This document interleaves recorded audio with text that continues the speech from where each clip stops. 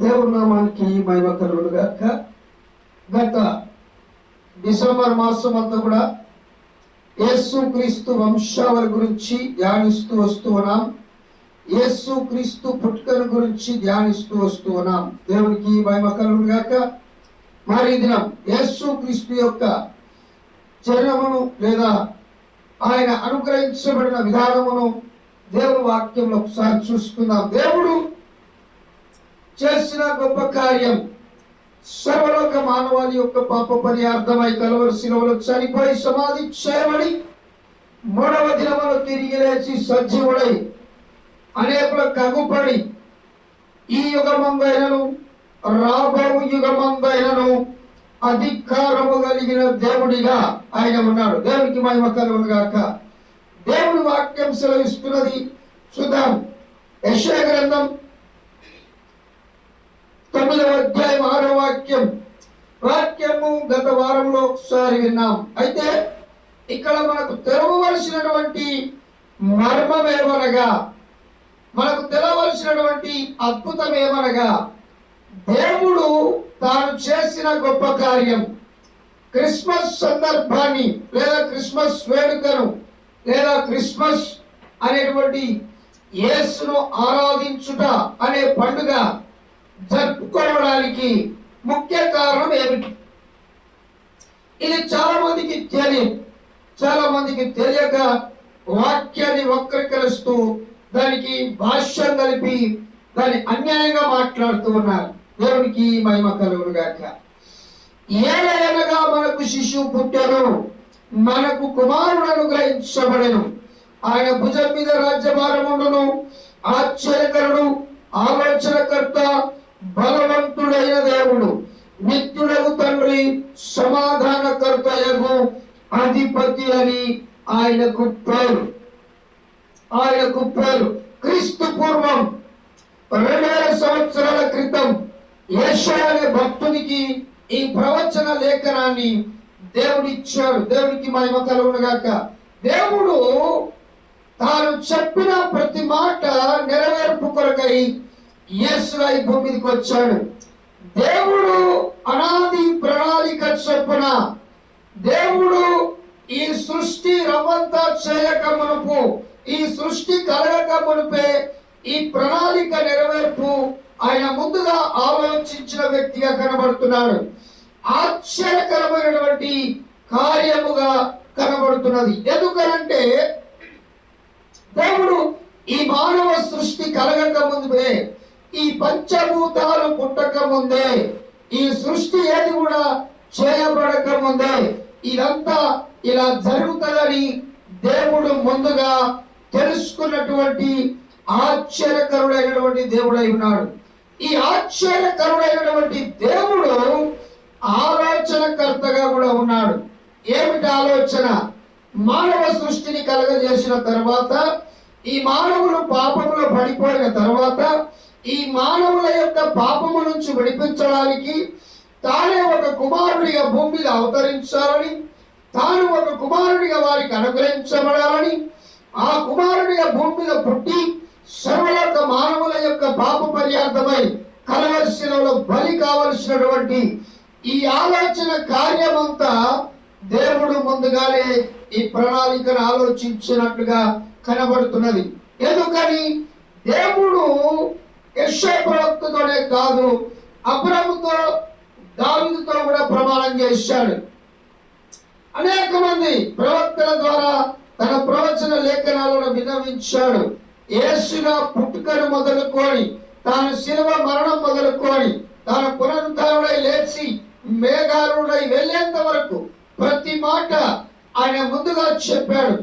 లేఖనము లేదా వాక్యము ఏదైతే చెప్పాడో దేవుడు మాటగా, అది తూచా తప్పకుండా నెరవేర్పు జరిగించాడు.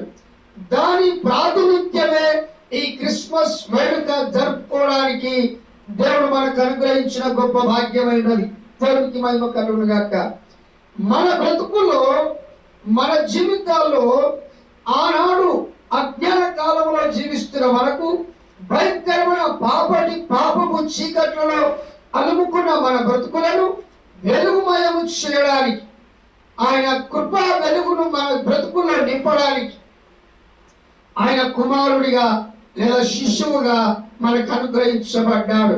ఒక మాట వినండి, మన కడుపులో పుట్టిన కొడుకు మనకు తల కొరికి పడితే మనకు పునర్నరకం తప్పుతుందని చెప్తారు పెద్దలు. వాస్తవమే అయినొచ్చు కాసేపు. అయితే మరి కొడుకు లేనుల సంగతి ఏమిటి? మరి ఆడపిల్లలు ఉన్నారనుకోండి, ఆడపిల్లల ద్వారా ఈ మోక్షం దొరుకుతుందా?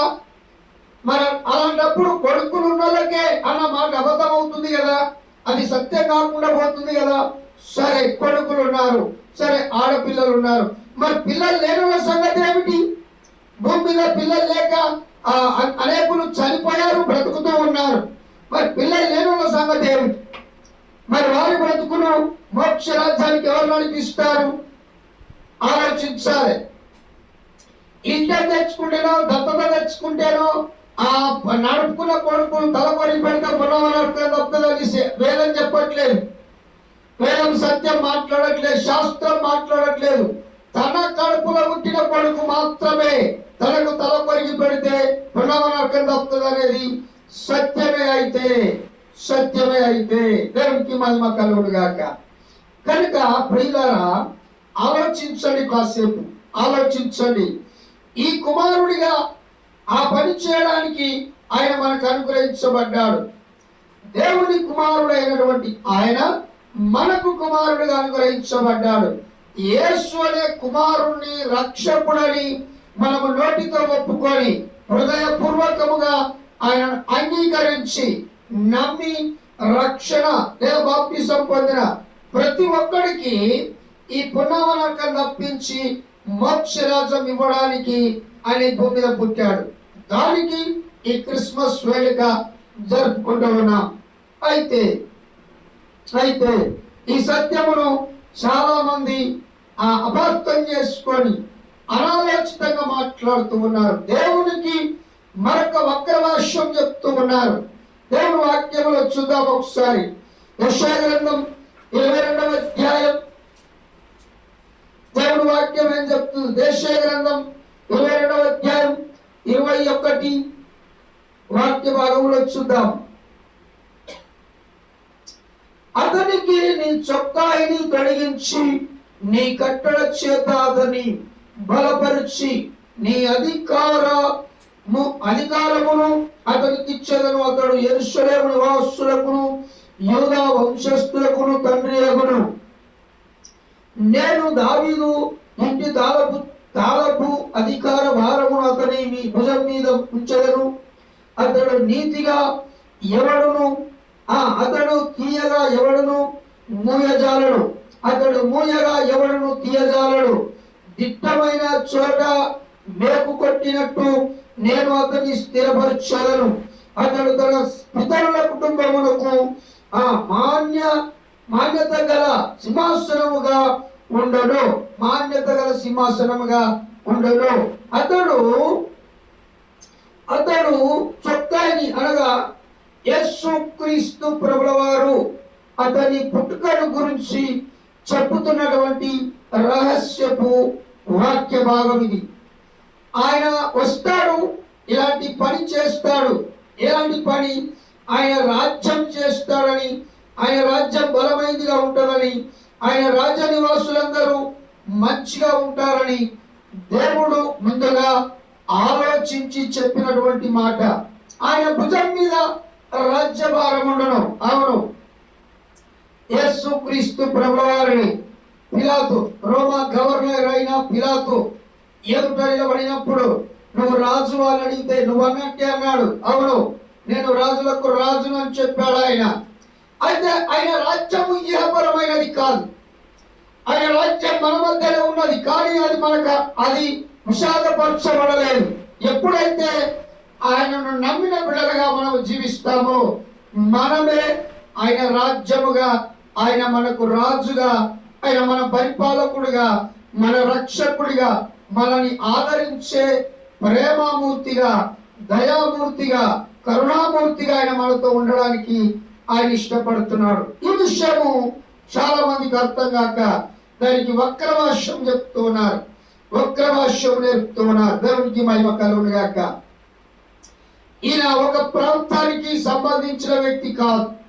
ప్రపంచ దేశంలో ప్రతి చోట జరపబడుతున్న ఏకైక పండుగ క్రిస్మస్ ఒకటే పెద్ద పండుగగా, ప్రపంచంలో పేరు పొందిన పండుగగా చూస్తూ ఉన్నాం. ఎందుకని ఇందులో యేసు క్రీస్తును గురించి మంచి మంచి శాస్త్రవేత్తలు కనుగొన్నారు ఆయన నిజముగా దేవుడని. శాస్త్రవేత్తలు అంటే చాలా మందికి తెలియదు. మంచి మంచి పరిశోధకులు యేసు ప్రభు దేవుడని నమ్మినటువంటి వాళ్ళు ఉన్నారు. మంచి మంచి పండితులు నిజమైన దేవుడు రక్షకుడు యేసు ప్రభు అని నమ్మినటువంటి వాళ్ళు ఉన్నారు. మంచి మంచి జ్ఞానవంతులు, మంచి మంచి పీఠాధిపతులు, పెద్ద పెద్ద వాళ్ళు నిజమైన దేవుడు యేసు ప్రభు అని నమ్మినటువంటి వాళ్ళు ఉన్నారు. సత్యాన్ని గ్రహించకుండా అనాలోచితంగా మాట్లాడుతూ వక్ర భాషము చెప్తూ పుట్టించిన దేవుణ్ణి రక్షకుని తిరస్కరించి ఆ నోటితో బూతులు మాట్లాడుతున్నటువంటి వాళ్ళు కూడా ఉన్నారు. దేవునికి మహిమ కలుగును గాక. కనుక ప్రియులారా, దేవుడు ఏమై ఉన్నాడు? ఆయన రక్షకుడై ఏమై ఉన్నాడు? భుజము మీద ఉండెను. ఆ దావీదు దావపు ఆ అధికార భారం అతని భుజం మీద ఉండెను. దేశ పరిపాలన భారము రాజు యొక్క భుజం మీద ఎలాగైతే ఉంటుందో, ప్రపంచం యొక్క పరిపాలన నడిపింపు భారమంతా యేసు క్రీస్తు ప్రభుల వారి యొక్క భుజం మీద ఉన్నదని దేవుని మాట సెలవిస్తున్నది. దేవునికి మహిమ కలుగును గాక. చూడండి, దేవుని మాటల్లో మాట విందాం. ఆ కీర్తనల గ్రంథం 110వ అధ్యాయం, కీర్తన 110 అధ్యాయంలో ఒక మాట చూద్దాం. దేవునికి స్తోత్రం. దేవుడు ఆయన చెప్పిన మాట నెరవేర్చడానికి ఆయన ఎంత గొప్ప కార్యము చేశాడు అనడానికి సాదృశ్యంగా ఆయన చెప్పిన మాట ఏంటి? మొదటి 4 వాక్యాలు. ప్రభువు నా ప్రభువుతో సెలవిచ్చిన వాక్కు, నేను నీ శత్రులను నీ పాదములకు పీఠముగా చేయు వరకు నా కుడి పార్శ్వమున కూర్చుండము. యెహోవా నీ పరిపాలన దండమును సియోనులో నుండి సాగజేయుచున్నాడు. నీ శత్రువుల మధ్యను నీవు పరిపాలన చేయము. యుద్ధ సన్నద్ధి హద్ది దినమున, ఆ యుద్ధ సన్నాహ దినమున నీ ప్రజలు ఇష్టపూర్వకముగా వచ్చెదరు.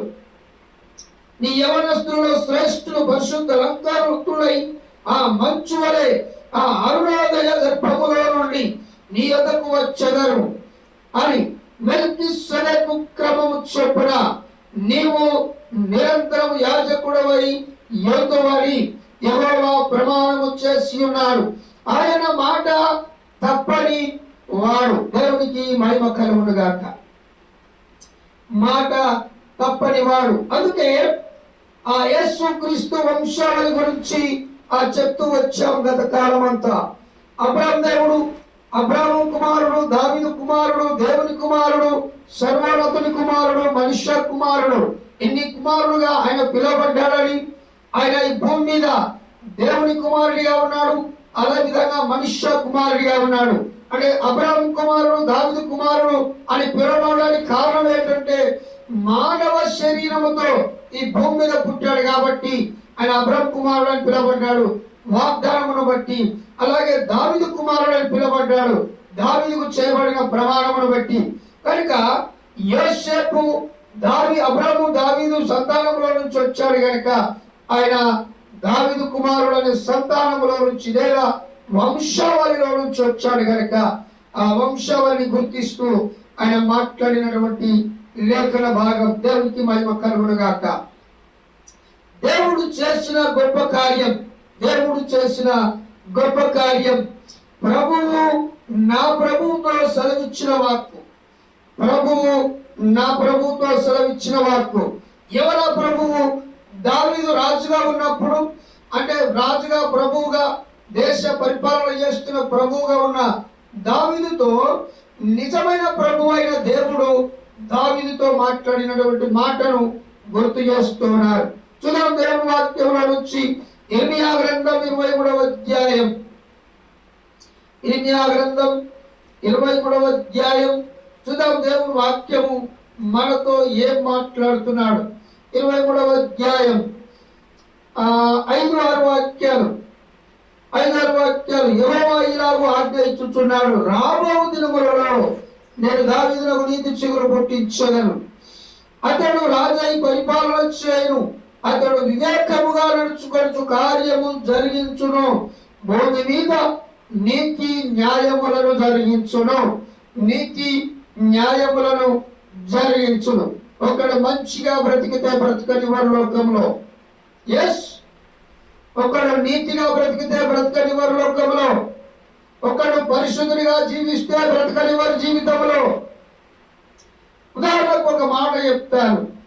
తాగి ఎడన్నా రోడ్డు పక్కకు లేదా చెట్ల కుప్పల్లా పెట్టబోదల్లా ఎడన్నా పడిపోతే ఆ తాగిన మత్తు దిగిపోయేదాకా వాడిని ఎవరు అటకాల్చారు, వాడిని ఎవరు బతకరారు, వాడిని ఎవరు ఇంటికాడ అప్పచెప్పారు. ఒకవేళ నాలాంటి పాస్టర్ వాడిని అటకాల్చి వాడిని మాట్లాడి, ఒరే నాయన ఈ తాగుడు వల్ల నీ కుటుంబం ఆగమవుతుంది, నీ బ్రతుకు ఆగమవుతుంది, ఈ తాగుడు బంద్ చేసి దేవుని నమ్ముకో అని చెప్పితే, ఒకవేళ ఆ పాస్టర్ మాట విని ఆడు బతుకు మార్చుకొని చర్చికి వస్తే అట్టెట్లా పోతామని అడుగుతారు. దేవునికి మహిమ కలుగును గాక. తాగుడు బంద్ చేసి చర్చికి ఈ ఆదివారం ఏం పోతాం, మనం మందు తెచ్చుకుందాం, చెట్టిన కూర్చుందాం, చెరొక కోటడు చెరొక పెక్కేసుకొని వస్తాం దా అని తొలకపోతారు, చెడగొడతారు. వాడు మంచిగా బతకనివ్వరు, మంచిగా జీవించనివ్వరు. వారికి ఏదో ఒక అడక్కు తెస్తారు, లేకపోతే కులం బంధాలు ఏదో తెస్తారు, లేకపోతే వారసత్వం బంధాలు ఒకటి తెస్తారు. ఎందుకని మంచిగా బ్రతకడం లోకము ఎన్నడూ ఇమిడించుకోలేదని దేవుని మాట సెలవిస్తున్నారు. దేవునికి మహిమ కలుగునుగా. చూద్దాం దేవుని వాక్యంలో నుంచి జకర్యా గ్రంథం 6వ అధ్యాయం. దేవునికి స్తోత్రం. జకర్యా గ్రంథం 6వ అధ్యాయం 12-13 వాక్యాలు సెలవిస్తున్నాయి. అతనితో ఇత్తనము సైన్యములకు అధిపతి యెహోవా సెలవిచ్చినదేమనగా, చిగురులను ఒకడు కలడు, అతడు తన స్థలములో నుండి చిగురించును. అతడు యెహోవా ఆలయము కట్టును. అతడు ఘనత వహించుకొని సింహాసనాసీనుడై ఏలును. అతడు యాజకత్వము చేయగా ఆ ఇద్దరికి సమాధానకర్త అయిన యోచనలు కలుగును. దేవునికి మహిమ కలుగును గాక. ఈ సింహాసనాసీనుడై ఉండి యాజకత్వం చేసే వ్యక్తి యేసు క్రీస్తు గురించిన ప్రవచనం క్రీస్తు పూర్వం 2000 సంవత్సరాల క్రితం ఆయా ప్రవక్తల ద్వారా మాట్లాడిన దేవుడు. ఆ ప్రవక్తల ద్వారా ఏ మాట అయితే మాట్లాడాడో ఆ మాట తప్పకుండా దాని నెరవేర్పుగా యేసు అనే పేరుతో మానవ శరీరాన్ని ధరించి ఈ భూమికి దిగి వచ్చిన భగవంతుడు యేసు క్రీస్తు ప్రభువారు. దేవునికి మహిమ కలుగును గాక. ఆ పరలోకంలో ఉన్నటువంటి ఆ గొప్ప భాగ్యాన్ని భాగ్యముగా ఎంచుకొనక తాను మానవ రూపిగా ఈ భూమికి దిగి వచ్చిన భగవంతుడు యేసు పేరుతో దిగి వచ్చినటువంటి దైవం యేసు క్రీస్తు ప్రభువారు. చూద్దాం జకర్యా గ్రంథం 9వ అధ్యాయం 9వ వాక్యం. సియోను నివాసులారా బహుగా సంతోషించుడి, యెరూషలేము నివాసులారా ఉల్లాసముగా ఉండుడి. నీ రాజు నీతిపరుడును రక్షణ గలవాడును దేవుడై గాడిద పిల్లను ఎక్కి నీ వద్దకు వచ్చుచున్నాడు. ఆయన నీతిపరుడు అని సెలవిచ్చాడు. ఆయన సమాధానకర్త. ఇదిగో యెషయా గ్రంథంలో చదువుకున్నాం. ఆశ్చర్యకరుడు, ఆలోచనకర్త, బలవంతుడైన దేవుడు. నిజమే. ఆయన బలమును గురించి మాట్లాడితే ఈ పంచభూతాలు గొప్ప శక్తి గలవని, గొప్ప బలము గలవని, ఈ పంచభూతాలకు మించిన శక్తి మరొకటి లేదని మనం నమ్ముతున్నాం. దేవునికి మహిమ కలుగును గాక. ఈ పంచభూతాలను పుట్టించిన దేవుడు ఆయన పుట్టించిన పంచభూతాలకే ఇంత శక్తి ఉంటే ఆయనకెంత శక్తి ఉండాలి, ఆయనకెంత బలం ఉండాలి, ఆయనంత గొప్పవాడై ఉండాలి. భూమి, ఆకాశము, గాలి, నిప్పు, నీరు, ఈ పంచభూతాలు గొప్ప శక్తి కలిగినవని, ఇవి మనం పుట్టక ముందే దేవుడు సృష్టించాడని దేవుడు చెప్తున్నాడు. అయితే వీటికే ఇంత బలము, ఇంత శక్తి, ఇంత ప్రభావం ఉంటే వీటిని పుట్టించిన దేవుడు ఇంకెంత గొప్పగా ఉండాలి, ఇంకెంత బలం కలిగి ఉండాలి. ఆలోచించండి. దేవునికి మహిమ కలుగునుగాక. కనుక దేవుని మాట విని ఆయన బలాన్ని, ఆయన గురించి ఆ చెప్తున్నటువంటి మాట, ఆయన గురించి మాట్లాడు 9:9 ఆయన ఒక మాట సెలవిచ్చాడు. కదా చదువుకున్నాం. ఆ నివాసులారా బహుగా సంతోషించు, ఉల్లాసించుడి, నీ రాజు నీతి పరులను, రక్షణ గలవాడును, దేవుడై గాడిద పిల్లలు ఎక్కి నీ వద్దకు వచ్చుచున్నాడు. ఆయన ఎంత గొప్ప బలవంతుడైనా, ఆయన ఎంత గొప్ప దేవుడైనా తనను తాను తగ్గించుకొని ఒక గాడిద పిల్ల మీద సాత్వికుడు అనగా ఎలాంటి కోపము, ఆ ఉద్రేకము లేకుండా మామూలు వ్యక్తిగా ఆయన గాడిద పిల్ల మీద ఎక్కి నీ వద్దకు వస్తున్నాడని దేవుడి మాట సెలవిస్తున్నది. నిజమే, యెరూషలేము పట్టణానికి గాడిద పిల్ల మీద ఎక్కి వెళ్ళినప్పుడు ఆయన హోసన్నా, జయము జయము జయమని, దావీదు కుమారుడికి జయము జయమని గాన ప్రతిగానాలు చేశారు, జయ నినాదాలు చేశారు. దారి పొడవున బట్టలు వరిశారు, ఆ ఖర్జూరం మంటలు వరిశారు, జయ నినాదాలు చేశారు. అక్కడ కొంతమంది పెద్దలు వచ్చి నీ శిష్యులను అల్లరి చేయకమని అన్నారు. అప్పుడు యేసు ప్రభువు వారు ఒక మాట అన్నారు, మనుషులు ఊరుకుంటే రాళ్ళు కేకలు వేస్తాయని సెలవిచ్చాడు. మనుషులు నిశ్శబ్దముగా ఉంటే రాళ్ళు కేకలు వేస్తాయని యేసు ప్రభువు వారు చెప్పారు. రాయికి ప్రాణం ఉంటుందా? ఉండదు. రాయి కదులుతుందా? కదలదు. రాయి మాట్లాడుతుందా? మాట్లాడదు. రాయికి పదన ధ్యామ ఏదైనా ఉంటుందా? ఉండదు. ఎందుకని? రాయి అంటే అంత గట్టిది కనుక. అటువంటి గట్టి రాళ్ళు కేకలు వేస్తాయని పరమాత్ముడు, భగవంతుడు యేసు క్రీస్తు ప్రభువు వారు సెలవిచ్చారు. గమనించండి, ఆయన సర్వశక్తి గల దేవుడు. ఆయన ఏదైనా చేయగలరు, ఏదైనా చేయగలరు. రాళ్ళు కేకలు వేయడం ఏంటి? రాళ్ళనే కాదు, దేన్నైనా ఆయన చేయగలిగిన శక్తిమంతుడై ఉన్నాడు. చూద్దాం. కొరింథీయులకు రాసినటువంటి పత్రిక, మొదటి కొరింథీయులకు రాసిన పత్రిక 15వ అధ్యాయం, మొదటి కొరింథీయులకు రాసిన పత్రిక 15వ అధ్యాయంలో ఆయన ఒక మాట సెలవిస్తున్నాడు. ఏమని? 15వ అధ్యాయం 25వ వాక్యం, 25వ వాక్యంలో ఎందుకనగా తన శత్రువులందరినీ తన పాదముల కింద ఉంచు వరకు ఆయన రాజ్య పరిపాలన చేయించుండవలెను. పాదపీఠము అనగా ఇప్పుడు పీటలు కనబడతలే, అవన్నీ ప్లాస్టిక్ స్టూల్ అయిపోయినాయి. అప్పుడు వెనకట కట్టే పీటలు ఉండే, కుసుండే తందుకు పీటలు ఎత్తుండ్రి, పీటలు వేసి కుసుండ పెడుతురు. ఇప్పుడు పీటలు పోయినాయి, అన్ని ప్లాస్టిక్ కుర్చీలు, అంతా టెంపరరీ, అంతా నడుమంత్రం సిరచ్చేసింది. ఆనాడు గట్టితనం ఉండేది, కట్టె కుర్చీలు ఉండేవి. ఇప్పుడు అంతా టెంపరరీ, నడుమంత్రం బ్రతుకులు వచ్చేసినాయి. దేవునికి మహిమ కలుగును గాక. కనుక ఆ పాదపీఠముగా ఉంచే వరకు, అంటే దేవుడు సమస్త మీద అధికారం ఇచ్చినటువంటి ఆయన, సమస్తాన్ని జరిగిస్తున్నటువంటి ఆయన మాట విని ఎందరైతే ఆయన సన్నిధిలో ఉంటారో వారందరికీ ఆయన కృపను అనుగ్రహిస్తారని మాట్లాడుతున్నాడు. ఎఫెసీయులకు రాసినటువంటి పత్రిక, మాట చూసుకొని ముగించుకుందాం. ఎఫెసీయులకు రాసినటువంటి పత్రిక, స్తోత్రం, మొదటి అధ్యాయం 20-21 వాక్యాలు. ఆయన బలాతిశయము చేత క్రీస్తును మృతుల నుండి లేపి